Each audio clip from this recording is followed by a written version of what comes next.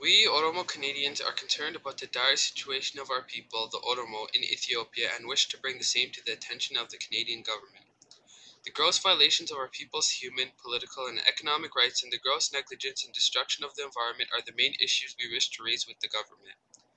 The gross and systematic violations of human rights of persons of Oromo origin has become part of the TPLF-led Ethiopian regime's policy.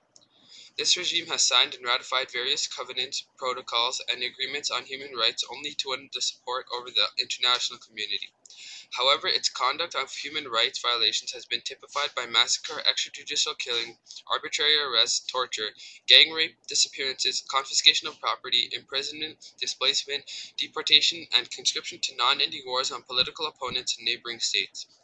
The Ethiopian Federal and Oromia region prisons are filled up with Oromo nationals. Their alleged crimes being sympathizers of Oromo national liberation struggle led by the Oromo Liberation Front.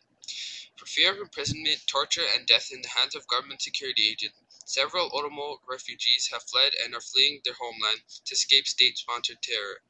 In neighboring states like Kenya, Somalia, Djibouti, and Sudan, where many Oromos took refuge, many have been killed or kidnapped by murder squads organized by the regime, and the remaining live in continuous fear. The fundamental right of our people to be free from hunger is not respected by the Ethiopian regime. Millions of Oromo children and the aged are suffering from malnutrition and starvation and die from hunger. The government is confiscating farmlands, the means of livelihood, from our people to sell them to foreigners.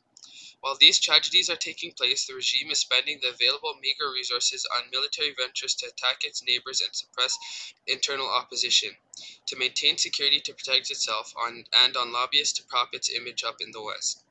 The right to a safe environment is guaranteed by the international human rights laws. However, this right is denied to thousands of our people, the Oromo. The TPLF has been pursuing environmentally harmful policies with total disregard for the long-term environmental consequences.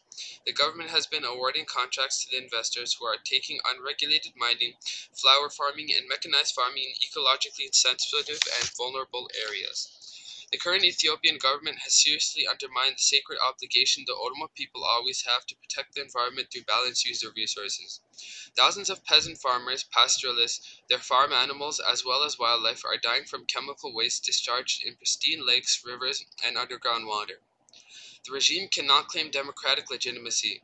The dictatorial regime is ruling through violence and does not respect its own constitution and the rule of law. This is a minority regime whose social base constitutes about 6% of the total population of that country. It has suppressed political competition and prevented meaningful participation in the political process. The elections the regime has organized in the past 18 years of its rule were faked. When citizens came out in large numbers in a pro-democracy demonstrate against the regime's manipulation of votes, the regime massacred hundreds and imprisoned thousands. Thus, under the present political atmosphere, there cannot be a democratic election. The Ethiopian government is a tyrannical regime that has completely neglected its duty and accountability to the people it is ruling. The Oromo people and others are under attack by the regime.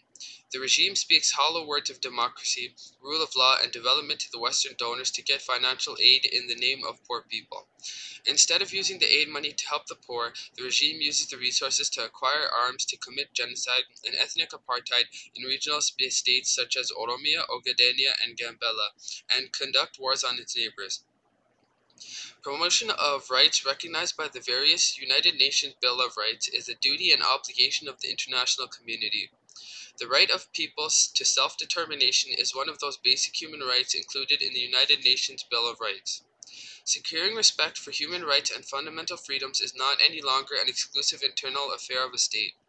This is particularly so since a close link exists between ensuring basic human rights and the maintenance of international peace and security. Under the prevailing global reality, the international community can impact, and in fact should impact, the affairs of Ethiopia.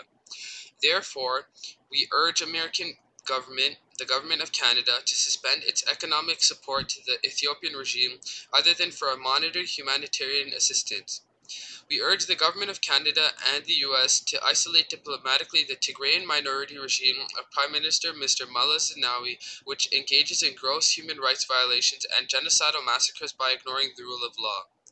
We further urge the Government of Canada and the Government of the United States to petition the International Criminal Court to initiate charges against Prime Minister Mr. Mullah Zenawi and his regime for genocide and crimes against humanity. Appeal to the Government of Canada to support the Otowwaa people's legitimate struggle for freedom, justice, peace, and democracy.